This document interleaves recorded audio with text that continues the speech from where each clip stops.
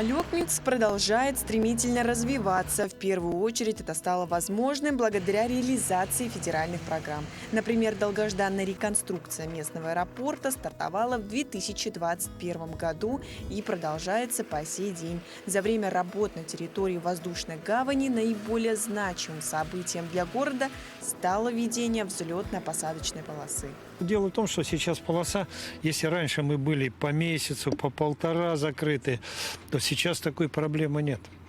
Раньше население наше уезжали в Ленск, чтобы улететь регулярно, а сейчас с Ленска к нам приезжают, чтобы вылететь в случае, когда идут осадки. Сейчас мы можем, как бы сказать, улететь в любое время. Сезонно, да, не сезонное, как бы сказать. Что зимой, что весной, что летом, что осенью мы можем улететь. Самолеты, если рейсы есть, пожалуйста. Новая полоса позволила значительно увеличить объем авиаперевозок. Так, за прошлый год было выполнено более 1600 вылетов. В настоящее время эта воздушная гавань принимает по 12 рейсов в неделю. В связи с этим увеличился объем работы сотрудников порта. Реконструкции и из-за повышения объемов бывают задержки. У нас в одно и то же время садится несколько рейсов, а полоса... Вот сейчас, например, закрывается перрон, и нам придется обслуживать все рейсы на полосе. Это рабочий день увеличивается опять же. Еще одним важным событием для Алёкминска в плане логистики стал старт строительства круглогодичной автодороги республиканского значения у нас на отрезке от села Солянка до Балаганаха протяженностью 40 километров, которую должны завершить не раньше, чем через 4 года. Строительство ведет одна из самых больших компаний Алёкминского района «Дороги Алёкмы». Еще с начала ноября прошлого года они успели завершить отсыпку грунта на участке длиной 3 километра. В этом году планируют провести отсыпку еще на 7 километрах дороги. На данный момент в работе задействовано около 50 единиц техники. Проезжую часть планируют сделать двухполосной в 9 метров в ширину. Все работы должны завершить в 2028 году. Дорогу ждали очень давно, ее проектировали еще, по-моему, послевоенные годы. Но после этого, потому что Алёкминск не был связан ни с Якутском, ни с Мирным, ни с Ленском. Ну и старые проекты поднимались, переделывались, и в том году дали добро на начало строительства этой дороги. Также в районе в рамках реализации национального проекта в начале прошлого года возвели спальный корпус на 200 мест для дома социального обслуживания престарелых и инвалидов. Этот интернат является вторым по величине в республике. Стоит отметить, что учреждение было создано в 1927 году. Его обновление стало возможным в рамках федерального проекта «Старшее поколение». Социальный дом престарелых и инвалидов за последний год очень сильно изменился. Благодаря национальному проекту «Демография» он выглядит совершенно другим образом. Сейчас вам покажем и расскажем, какие изменения произошли за этот год. В интернате 376 коек и большой коллектив, насчитывающий 200 человек. Теперь все 3 здания являются каменными. Они включают в себя 5 отделений, 4 из которых делятся на свободный выход и ограниченный. Здесь проживают инвалиды первой и второй группы, нуждающиеся в постоянном наблюдении и уходе. Для них в интернате созданы все комфортные условия для проживания. Мы стараемся создать благоприятную среду для проживающих, то есть улучшить условия проживания, создать психологический комфорт, чтобы они чувствовали себя комфортно. Различные мероприятия проводим культурно-массовые, чтобы люди расслаблялись, было больше позитивных эмоций. Очень интересно у нас проходят настольные игры. Мы играем настольные игры. Ребята есть, которые очень хорошо играют в шахматы, шашки. Месяц один раз у нас проходят шашечно-шахматные турниры. За последние 2 года обновился ряд отделений Алёкминской центральной районной больницы. Капитальный ремонт в рамках программы модернизации первичного звена здравоохранения коснулся детской поликлиники и родильного отделения. Учреждение работает по специальной программе РТМИС, благодаря которому все отделения оснащены интернетом. На сегодняшний день в больнице трудится 56 врачей. И несмотря на то, что многих специалистов не хватает, поликлиника предоставляет все услуги для лечения. Оказываем ту помощь, которая нам положено оказывать. В этих рамках у нас все есть. Нельзя сказать, что мы не можем чего-то оказать. Это скорая помощь, да? Да, это скорая помощь, первичная медико-санитарная помощь, первичная специализированная помощь, помощь беременными родильницам, это акушерско-гинекологическая помощь, педиатрическая помощь. Это все у нас, в принципе, имеется.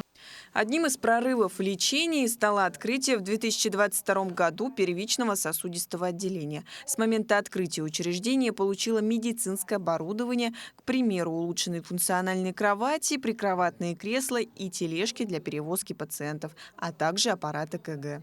Ожидаем большое количество поступления оборудования. Это будет комплекс диагностический для ультразвуковых исследований, стационарный. Ультразвуковой аппарат для исследования сердца передвижной. Мы ожидаем 2 аппарата УЗИ. Один из них стационарный, высокого класса, второй передвижной. Эти аппараты УЗИ для исследования сердца и сосудов. Есть проект, который мы хотим тоже притворить. Это открытие новой поликлиники в новом здании. Благо есть понимание подрядчика, как говорится, в узду не берет. Но здесь, опять же, надо все сделать правильно, чтобы в рамках тех бюджетного законодательства и так далее. Уверен, что все-таки проекты реализуются. Так, это у нас мозги управления, так скажем, станции водоподготовки. Не так давно в Алекминске был реализован первый этап программы «Чистая вода» национального проекта «Экология». На данном этапе завершены строительно-монтажные работы в объектах системы водоснабжения. Также завершены работы по обустройству магистральных наружных сетей водоснабжения. Водоочистная станция обладает производительностью 2500 кубометров в сутки. Произошли, так скажем, кардинальные изменения всего оборудования. Заменено, полностью проведенный косметический ремонт и заменено полностью оборудование. Весь технологический процесс пересмотрен уже в более современном виде. Ранее, если мы подавали, вода была не особо, конечно, чистая, но сейчас это уже нормальная чистая вода, питьевая. В Алекминске до 2020 года вода не соответствовала нормам. И благодаря проекту «Чистая вода» появились вот такие новые фильтры, благодаря которым через песок очищается вода и в дальнейшем поступается к людям. Фильтра у нас были, но они такую очистку не проводили. Не можно сказать, что вода шла потребителю почти в том же состоянии, что и мы качали ее из реки. До декабря 2024 года на водоканале города должны завершить второй этап работ по устройству водоприемных колодцев и установке электроснабжения греющих лент обогрева водоводов, чтобы более чистая вода доходила до потребителя. Алекминский район богат трудовыми подвигами и семейными династиями. Так, во второй Нерюктянской школе работает Арина Колосова, самая молодая представительница династии учителей Хохоловых. Общий педагогический стаж ее семьи составляет 454 года. Основателем династии является один из первых учителей Алекмы – фронтовик, орденоносец Хохолов Елисей Николаевич. Он 29 лет проработал в школах и детских домах района и республики. После ранения в 1944 году вернулся на родину и продолжил педагогическую деятельность во второй Нерюктянской школе. На данный момент в педагогической династии Хохоловых трудится 32 педагога. Почему я выбрала именно профессию учителя? Потому что с малых лет меня окружают все учителя, мои родители учителя, родственники учителя. И смотря на своих родителей, я уже знала, что буду учителем и буду преподавать. Школа ведет обучение в инновационном формате. У них есть такие направления, как музыка для всех, цифровая творческая площадка, а также литературное чтение в начальных классах. На сегодня в школе насчитывается порядка 80 детей, чьим обучением занимаются 20 педагогов. В районе активно развивается и дополнительное образование. Так, в Алекминске свою работу продолжает Центр творческого развития и гуманитарного образования школьников. В основе его деятельности лежит исследовательская работа с детьми, начиная с дошкольного возраста. Учреждение занимается организацией и проведением интеллектуальных олимпиад, конкурсов и марафонов. Уникальным проектом центра является игра по сборке «Спилскарт». Ее целью является сборка контурной карты республики за минимальное количество времени. И очень нравится. Сонечке тоже нравится. Чтобы знала районы нашей Якутии. Это очень интересно. Во-первых, это познавательно. Цель этой программы, этой карты – знать устройство федеративное в целом нашей страны, да? Знать наш район, знать нашу республику. А это возникают у ребенка связи ассоциативные с нашими соседями, кто где расположен, да? Какие особенности есть и у нашего района, и у нашей федерации. Центр сотрудничает с более 60 образовательными учреждениями Алекминского района. В нем реализуется 30 дополнительных общеразвивающих программ, которые прошли сертификацию в рамках реализации приоритетного проекта «Доступное дополнительное образование для детей».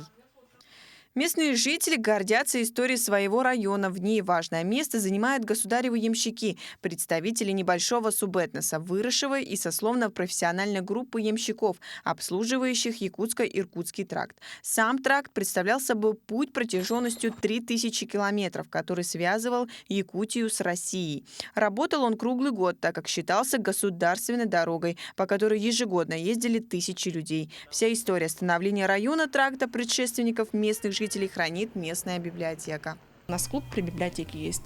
Мы там встречаемся с потомками ямщиков. Это, знаете, сейчас уже людям, которым за 80-90 лет, и они когда-то в детстве, будучи 13-летними, 14-летними подростками, гоняли почту. Это было в годы Великой Отечественной войны. Жители района гордятся своей историей, чтут традиции предков и с уверенностью смотрят в светлое будущее, которое они связывают только с родным Алекминским районом. Я здесь родилась, живу всю жизнь. Люблю очень свой город за природу, за рыбалку, за отдых. Здесь очень хорошая атмосфера, добрые люди. Сюда приезжать, наверное, летом, когда можно будет на лодке поехать, посмотреть нашу природу. Чара, Алекма речка. С самого рождения, да, родилась здесь в Алекминске, выросла, выучилась, вернулась. Здесь живу, да. Летом ходим в лес в футбол играть. А зимой? Зимой бегаем. В принципе, все устраивает. Город облагораживается, дороги делаются, площадки детские. Хорошо, слава богу. Мне все нравится, потому что это все родное, все наше. Люди стараются для нас, оставят поколению нашему. Так что, девочки, ничего плохого не бывает, кроме хорошего. Алекминский район продолжает стремительно развиваться. Благодаря поддержке правительства региона и страны в нем продолжается работа по строительству и ремонту социальных объектов, развитию инфраструктуры и улучшению всех сфер жизнедеятельности.